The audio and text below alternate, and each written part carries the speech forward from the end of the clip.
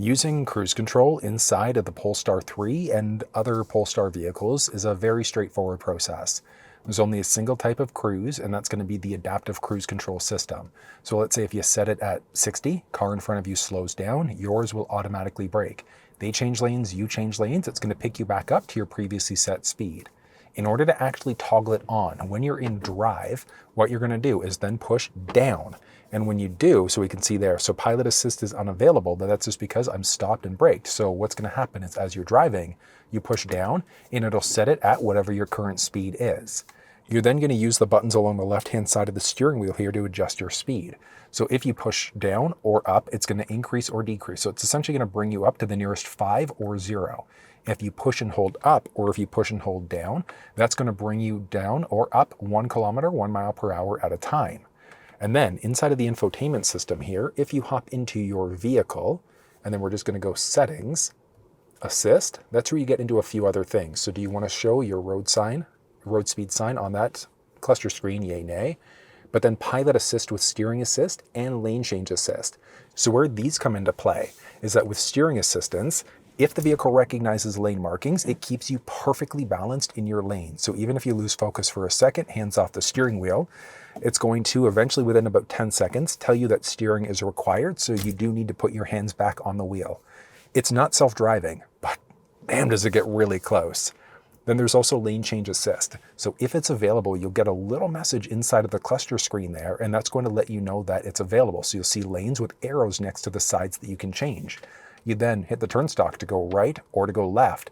It's going to check to see if there's anybody in that lane, and it's going to help out with a lane change. So it's a lane change assist. So you can move over yourself if you'd like to, but the vehicle is going to take the wheel, move you over, and then gently center you back into the lane that you were previously in.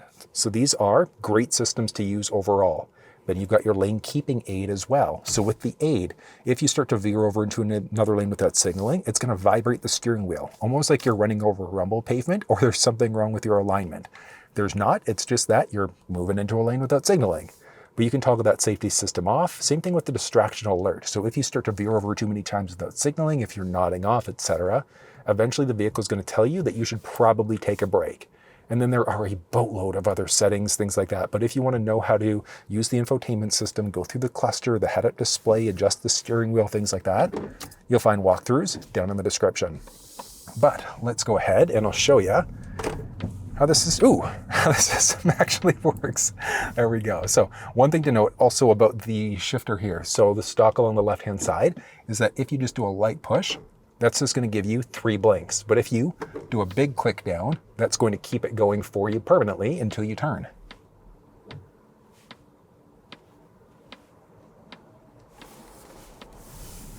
Okay, so I am on a 50 road right now. So if I were to push down, that's going to then set me at 44. If I push this button up, it's going to bring me up to the nearest 5 or 0. Now, as I mentioned, strictly going to be cruise control, so adaptive cruise, but it doesn't recognize red lights. So we're coming up to a red light here. So if the red light was here and I needed to stop, if I didn't have anybody in front of me, I would need to brake. But if there was somebody in front, it's adaptive cruise, so it can bring you down to a complete stop. And we're just cruising right now. I love the way that this screen looks. You can see different cars passing. It recognizes the lane markings right now too. So like I said, it's not self-driving, but 10 seconds or so, you can keep your hands off the steering wheel, and then eventually it tells you that steering is required, so you need to put your hands back on the wheel. But it's a relatively straightforward process to use. There we go, keep hands on wheel. So you can hit the brake in order to pause your speed. You push down again in order to re-engage, and then just move up to whatever driving speed that you'd like to. But full stop and go capabilities here. So coming up to a red light now, what it's gonna do is actively start to slow down for me, and then it can speed you back up to whatever your previously set speed is. So we're coming up to a red light right now. Feet are off the gas and the brake, and look at that. Boom. Beautifully slows you down. You can also take this over at any point in time. So if it's not speeding up fast enough, hit the accelerator pedal to speed up, and you're good to go. So again, utilizing the system, relatively straightforward. As you drive, you just hit the turn stalk on the right, you push it down in order to toggle the system on. And then you're just using the buttons here in order to be able to adjust out your speed.